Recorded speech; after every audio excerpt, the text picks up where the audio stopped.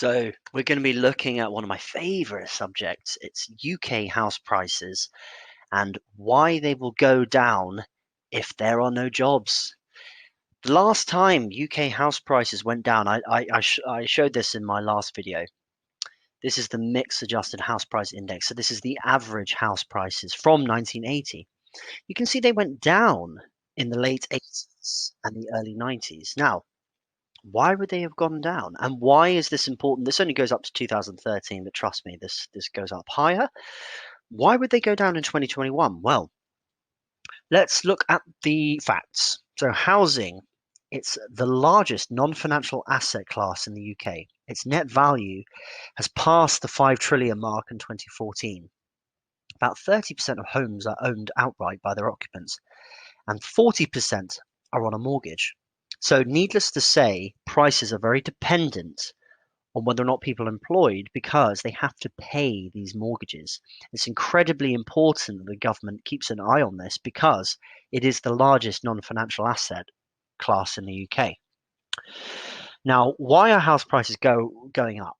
I argued this in my last video. It's partly a money issue with the bank printing too much money, but just look at this graph. This is the amount of dwellings built from 1946. You can see there was a huge spike with local authorities building until, surprise, surprise, Thatcher basically choked it off with the right to buy. And now we pretty much rely on private enterprise to build houses. I will put the links of all of this in the description below. Now, if you look at this graph, you notice, why did house prices go down? Well, let's look at unemployment in the UK Wikipedia page.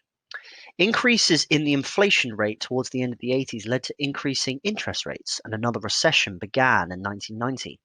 Unemployment began to increase, and by the end of 1992, the official level had again risen to almost 3 million, with the official rate around 10.6%. So basically, people started being laid off and being made unemployed. Now, at this point, in 2020, we are at the early stages of companies making people redundant. With a huge amount of national debt, there may be increasing interest rates where international investors aren't willing to lend to the government at such a low rate, which means that companies may not be able to borrow money at such a low rate, which means that even in the middle of a pandemic, they start cutting back on expenditure and start making people redundant. We've already seen that. So I don't think that this pandemic is anything like the financial crisis in 2008, because that was just a financial crisis. I think it's much more like the end of the 80s, beginning of the 90s. Anyway, that's why I think house prices are going to come down. It's because there's going to be less of a demand because the mortgages are going to default and people aren't going to have the money to pay for these increased asset prices. And I also think interest rates will go up in the long term.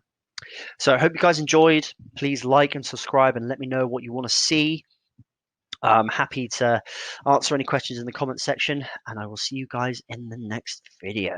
Depressing as it is, I know, apologies for that.